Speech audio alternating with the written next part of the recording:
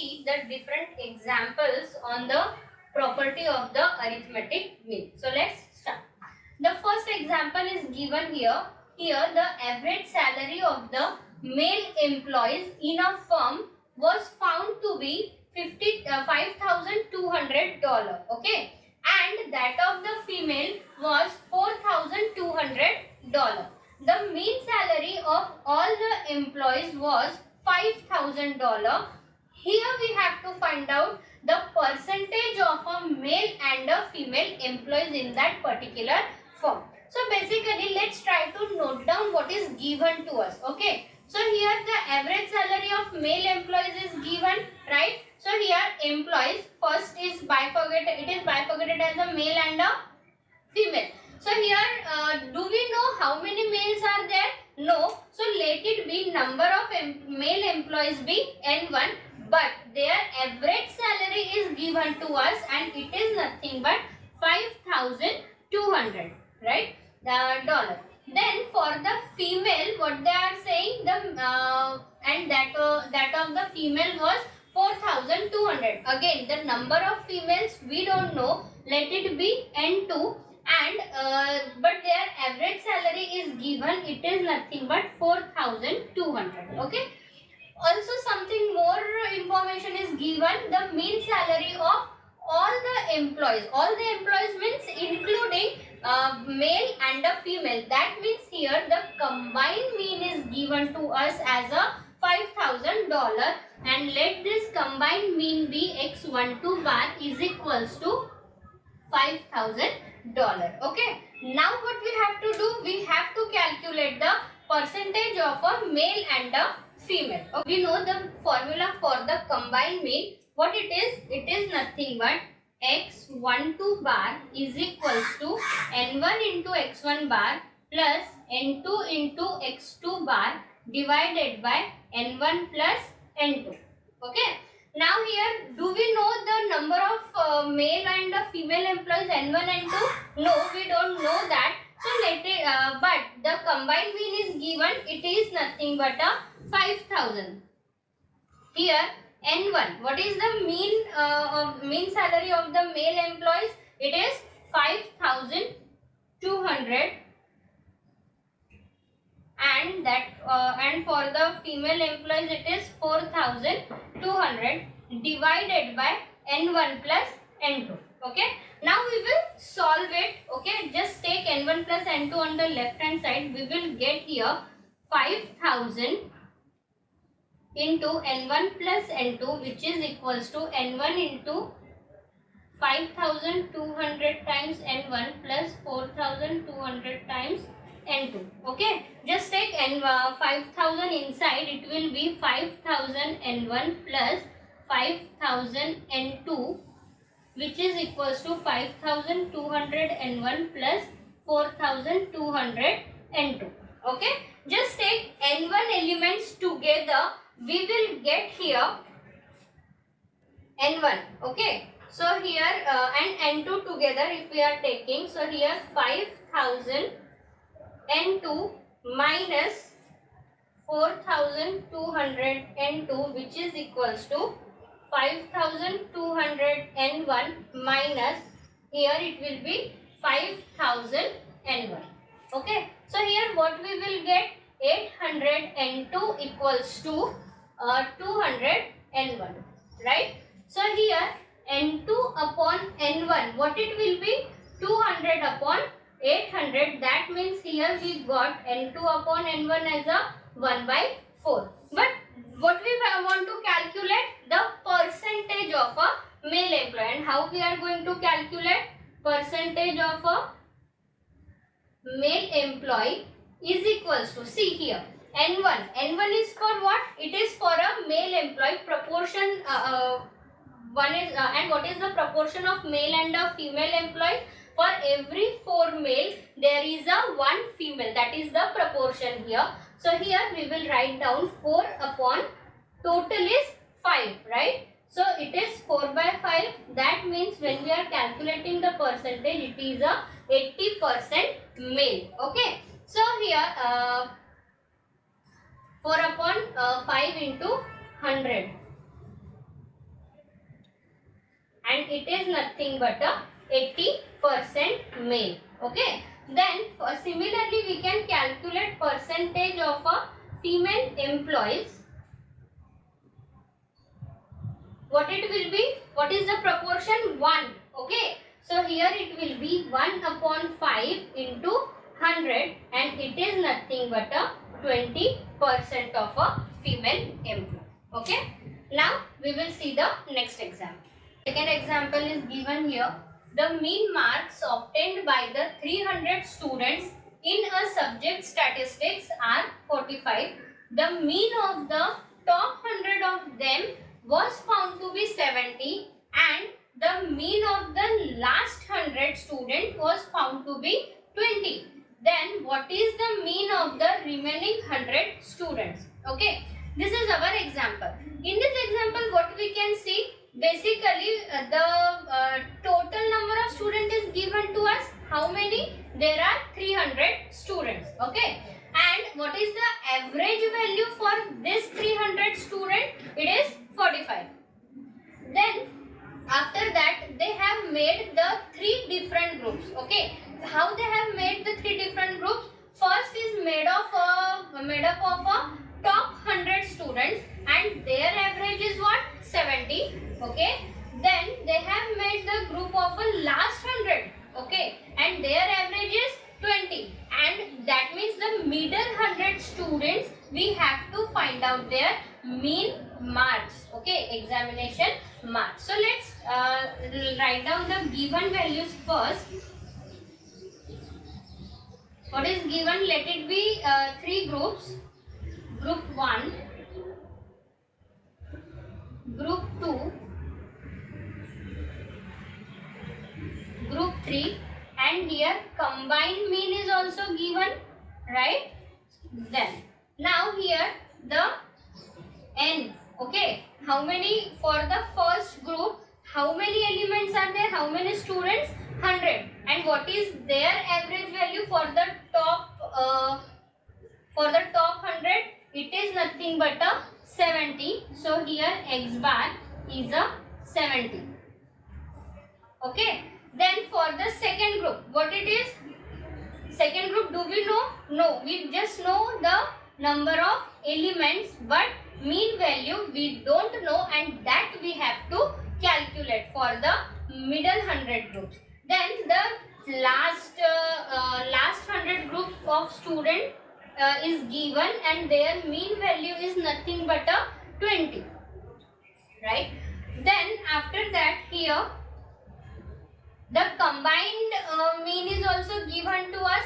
It is nothing but a 45 for the 300 students. Now we are going to calculate the mean for this second group. How to do that? Here basically we know the formula for the mean of the combined series, right? So let's write down that here x1, 2, 3 is equals to, why I have taken 1, 2, 3? Because there are 3 different groups, is equals to n1 into x1 bar plus n2 into x2 bar plus n3 into x3 bar divided by n1 plus n2 plus n3. Okay. Now here we know the combined mean. How much it is? It is 45, which is equals to n1 into x1 bar. For top 100 students the average is 70. So here 100 into 70 plus, for the middle 100 student we don't know the mean. So here it will be 100 into x2 bar plus, and for the last 100 students the mean is a 20. So here it is 100 into 20 divided by sum of all the students, and how much it is? It is 300. Okay. Now let's solve it further. What we will get here? If we are 300 it is. If we will take 300 on the left hand side, it will be 13500. Here it is 7000 plus, here it is 100 x2 bar plus here it is nothing but a 2000. Okay, now here 7000, 100 into 70, it is 7000. Now here just take 100 x2 bar is equals to 13500 minus 9000, and it is nothing but a 4500 is equals to 100 x2 bar. That means x2 bar is nothing but 45. So what it shows, the average for the middle 100 students is nothing but a 45. Next example, the mean weight of a 150 students in a certain class is a 60 kg. The mean weight of the boys in the class is a 70 kg and that of the girls is a 55 kg. Find the number of boys and number of girls in the class. Okay. So here what is given to us? Basically there are 150 students in a class and average weight of that particular 150 student is how much? It is a 60 kg. Okay. Then of course in a class there are few girls and there are few boys, and here the average weight of the boys in a class is how much? It is 70 kg, and for the girls it is a 55 kg. And here we have to calculate the number of boys and number of girls in the class. For how many girls and for how many boys there is a 70 kg and a 55 kg weight respectively. Okay. So now here given values we will write down first of all. So here of course in a class there are boys and girls, and which information is given? Their average weight. Okay, mean weight we know. For the boys what is the mean weight? It is a 70 kg, and for girls how much it is? It is a 55 kg. Here do number of students. Okay, do we know how many boys are there? No, we don't know. Do we know the number of girls? How many girls are there in the class? No. So let N1 be the number of boys and N2 be the number of girls. Okay. Also the combined mean is also given to us, right? So here we will make the another column which is give us the values for the combined series. Total there are 150 students and their average weight is how much? It is a 60 kg. Okay. Then how to solve this? First of all, we know that what is the formula for the combined. Let's start with it. Here x bar is equals to n1 x1 bar plus n2 x2 bar. Okay. Divided by total number of students. Okay. It is a n1 plus n2. Then after that we know the values of a mean. We will substitute all the values here. What is the average mean? Combined it is a 60. So 60 equals to. Do we know the n1 and n2 values? No, we don't know. So here it is n1 and x1 bar is a 70 kg plus n2 again we don't know, and here it is a 55 kg divided by n1 plus n2. Okay, let's solve it. Here it is 60 times n1 plus n2 equals to 70 n1 plus 55 n2.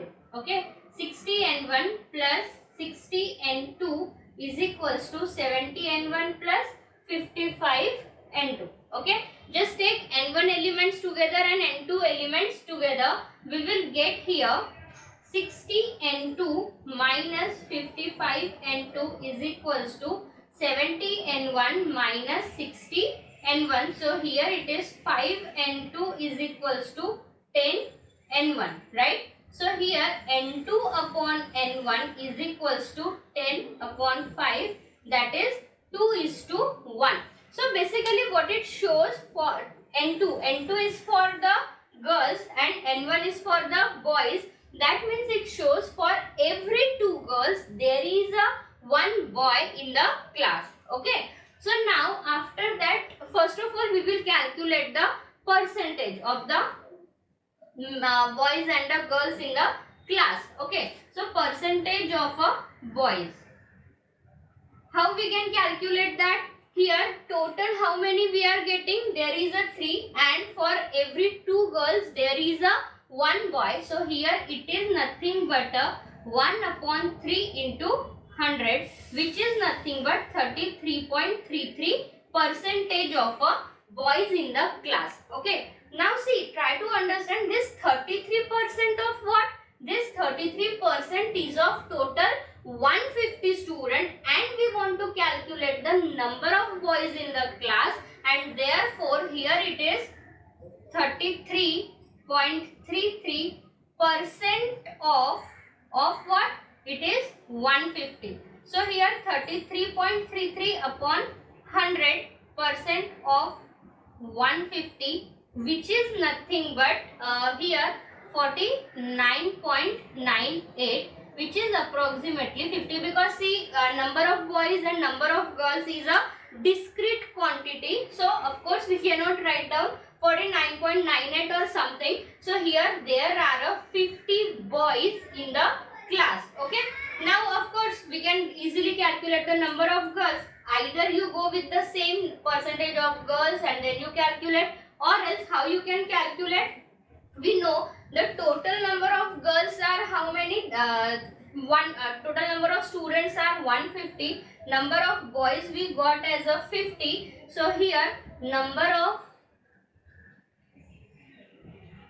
girls equals to 150 minus 50, and this is nothing but how much? It is a 100.